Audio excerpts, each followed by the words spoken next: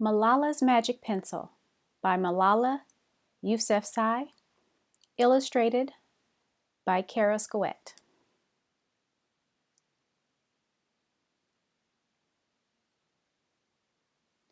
Do you believe in magic?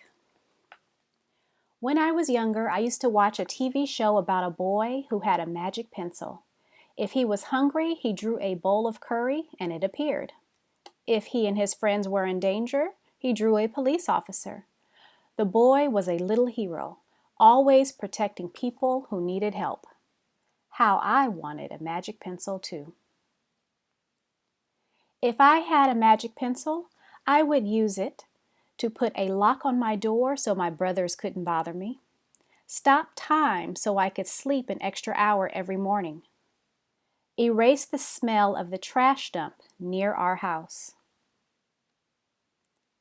And I would use it to make other people happy.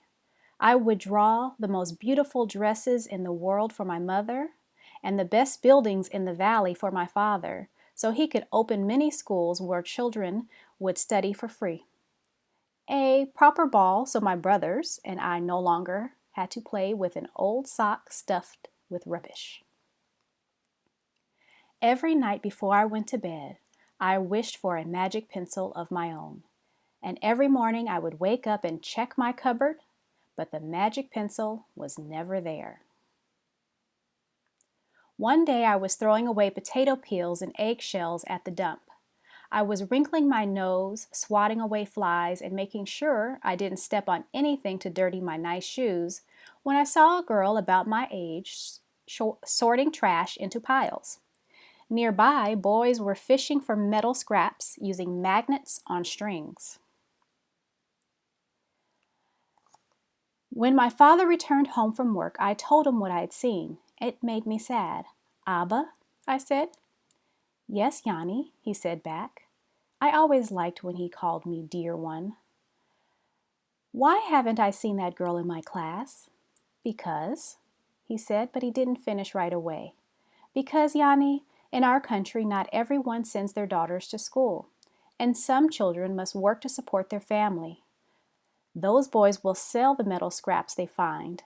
If they went to school, their families would go hungry. School was my favorite place, but I had never considered myself lucky to be able to go." My father had always said Malala will live free as a bird. Now I wondered how free I'd truly be. That night I thought about families who didn't have enough food, and the girl who couldn't go to school, and even about how when I was older I would be expected to cook and clean for my brothers, because where I came from, many girls weren't allowed to become what they dreamed of. I knew then that if I had a magic pencil, I would use it to draw a better world, a peaceful world. First, I would erase war, poverty, and hunger. Then I would draw girls and boys together as equals. Over the next years, instead of wishing for a magic pencil every night, I worked hard in school every day. I wanted to be one of the top students in my class.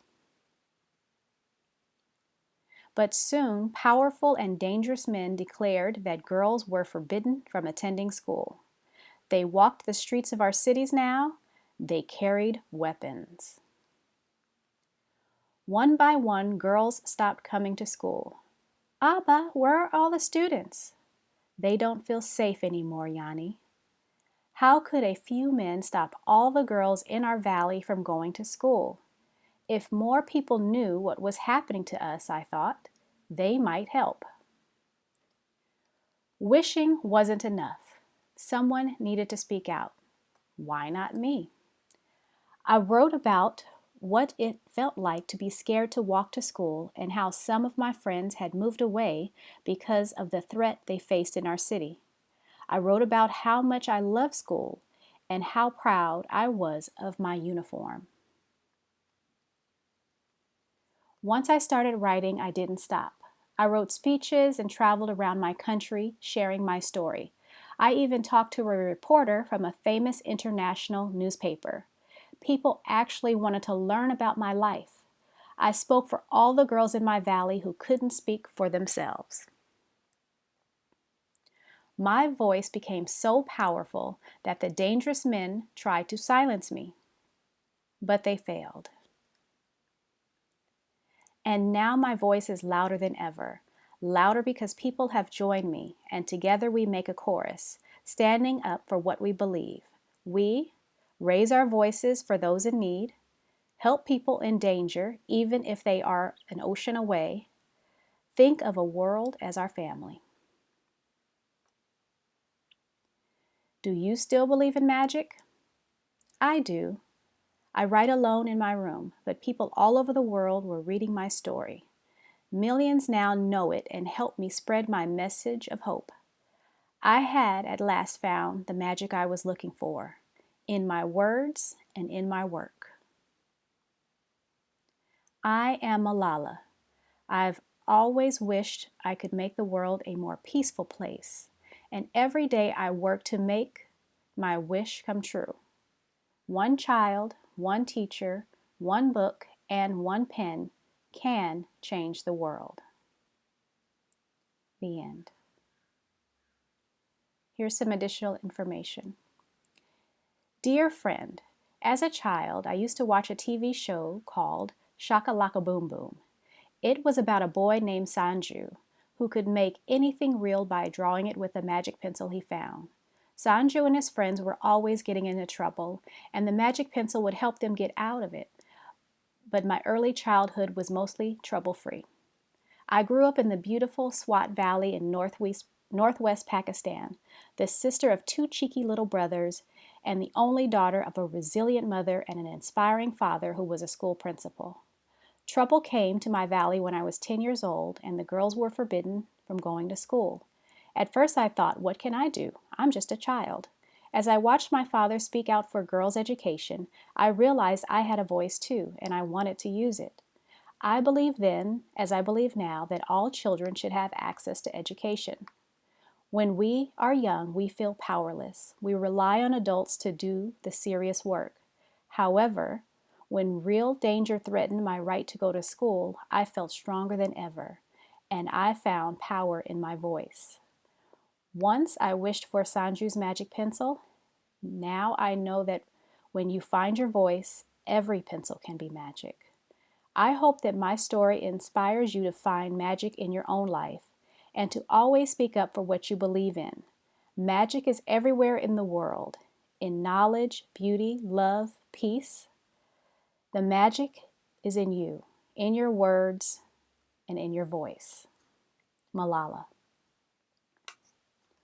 About Malala Yousafzai.